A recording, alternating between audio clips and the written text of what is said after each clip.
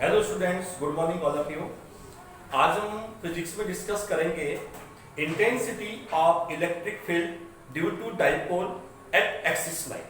तो आप इस बात को समझिएगा। सबसे पहले आपके पास हमने क्या लिया, एक डाइपोल लिया।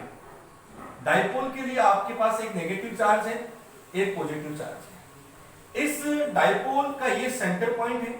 इस डाइपोल के बीच की आपने डिस्टेंस कंसीडर कर दी, सपोज डी।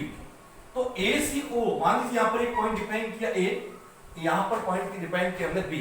तो ए सी ओ का जो पैरामीटर है वो हो जाएगा डी बाई टू, और यहां से यहां तक की पैरामीटर होगा डी बाई टू। अब हमें intensity of electric field calculate करना है due to negative charge and due to positive charge. चाहे हम इस पैरामीटर के लेफ्ट हैंड साइड में, चाहे हम राइट हैंड साइड में एक पैरामीटर लीजिए। सपोज मैंने इस पैरामीटर के राइट में एक पॉइंट लिया, यहां पर आप देखेंगे एक पी पॉइंट लिया। इस पी पॉइंट के ऊपर हमें निकालना इंटेंसिटी ऑफ इलेक्ट्रिक फील्ड। हमने कंसीडर किया इसके सेंटर पॉइंट से पी तक का डिस्टेंस आर, और इस पी पॉइंट के ऊपर इंटेंसिटी डिफाइन किया, एक को E1 और एक को E2। E1 और E2 की बात जो हो रही है वो एक कर रही है रिप्रेजेंट अट्रैक्शन को और एक कर रही है रिपल्सन को। नेगेटिव के कारण आपने सपोज E1 कंसीडर कर दिया और पॉजिटिव के कारण हमने कंसीडर कर दिया E2। अब हमें इस P पॉइंट के ऊपर इंटेंसिटी ऑफ इलेक्ट्रिक फील्ड निकालना है। तो basic intensity of electric field का फॉर्मूला आपको शायद पता है, E = KQ/R² होता है। अब यहां याद रखने वाली बात है कि जो इंटेंसिटी ऑफ इलेक्ट्रिक फील्ड में जो R है वो ये R नहीं है। इस R का मतलब है जहां पर चार्ज रखा है और जिस पॉइंट पे इंटेंसिटी ऑफ इलेक्ट्रिक फील्ड निकालना है। यानी इस पॉइंट के लिए R की वैल्यू A से P है और इस पॉइंट ऑफ चार्ज के कारण R की वैल्यू B से P है। तो आप देखेंगे हमारे साथ में कि यहां पर मैं बात करूं कि सर क्या कि A से P तक का जो डिस्टेंस है वो R plus D by to होगा। A से P तक का डिस्टेंस होगा R plus D by to, और B से P तक का जो डिस्टेंस होगा वो होगा R minus D by to. ये दो पैरामीटर आपको पता चल जाना चाहिए, क्योंकि A से P तक पूरा था और B से P तक R minus D by two. अब देखिए स्टूडेंट्स बोर्ड पर intensity of electric field due to negative charge, तो आपके पास आएगा E1 -KQ/AP², क्योंकि डिस्टेंस थी A से P तक की डिस्टेंस। अब यहां वैल्यू लिखेंगे, E1 -KQ, AP की वैल्यू आएगी आपके पास, देखिए बोर्ड पर R plus D by two दे रखा, यहां वैल्यू असाइन की इक्वेशन नंबर 1 बनती है। अब देखेंगे intensity of electric field due to positive charge. अब हम क्या कर रहे हैं, पहला तो निकाला नेगेटिव चार्ज के कारण P पॉइंट पर, अब हम क्या निकाले, पॉजिटिव चार्ज के कारण P पॉइंट के ऊपर इंटेंसिटी ऑफ इलेक्ट्रिक फील्ड निकाल रहे हैं। ध्यान दीजिए स्टूडेंट्स, मैं यहां लिखूंगा E2 + KQ/R, या वैल्यू लिख देता हूं पहले Bp², क्योंकि यहां से यहां तक जो पैरामीटर है वो B से P तक है, जहां पॉजिटिव चार्ज रखा है, और हम यहां पॉजिटिव चार्ज की बात कर रहे हैं। तो E2 + KQ/ यहां हो जाएगा, देखिए आप Bp की वैल्यू दे रखी R minus D by to. Total कितना होगा स्टूडेंट्स, टोटल निकालने के लिए हम कहेंगे E E1 + E2।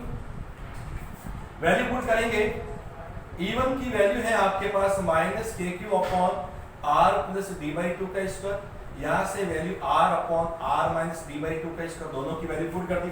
Equation number में E1 पढ़ा है, इक्वेशन नंबर 2 में E2 पढ़ा है। अब हमें क्या करना है स्टूडेंट्स, इन दोनों को वैल्यू को असाइन करने के लिए मैं शिफ्टिंग किया, KQ/R minus D by two का square minus KQ/R plus D by two का स्क्वायर। अब मैंने क्या किया, यहां से KQ कॉमन लिया, 1/R minus D by two का स्क्वायर और 1/R plus D by two का स्क्वायर। स्टूडेंट्स आप देखेंगे यहां पर हमारे साथ, यहां पर लिखेंगे हम, यहां पर कॉमन लेंगे R minus D by to, LCM लिया, यहां R plus D by two का एलसीएम लिया, आप देखिएगा बोर्ड पर। अब ये फंक्शन इससे कैंसिल आउट हुआ, बचा क्या, R plus D by two का होल स्क्वायर, इधर R minus D by two का होल स्क्वायर। आप देखेंगे स्टूडेंट्स E KQ, नीचे एक आइडेंटिटीज लग रही, A minus B, A plus B, आपको पता होना चाहिए A² माइनस B² की आइडेंटिटीज होती A माइनस B और A प्लस B।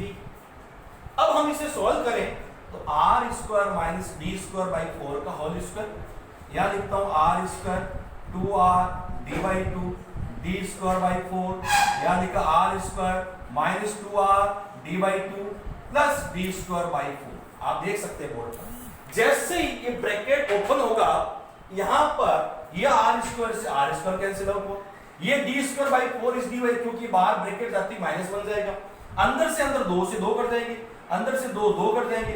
अब स्टूडेंट्स आप देखेंगे हमारे सामने इस पैरामीटर को मैं थोड़ा सा यहाँ शिफ्ट कर रहा हूँ साइड में, आप देखिएगा यहां पर देखिए आप आर डी और आर डी कितना बच्चा कि आपके पास बचा सर यहां पर के क्यू बाहर पड़ा ही है और यहां पर बना 2rd और नीचे बना R square minus d square by 4 का होल स्क्वायर।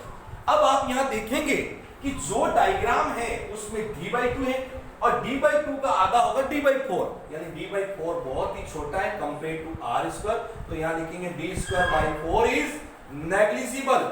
जैसे ही नेग्लिजिबल करेंगे ये वैल्यू 0 हो जाएगी, तो E बराबर क्या बनेगा KQ 2RD अपॉन R की पावर 4, ये इससे कैंसिल आउट हुआ तो हम फाइनल लिखेंगे 2KQD अपॉन R की पावर 3।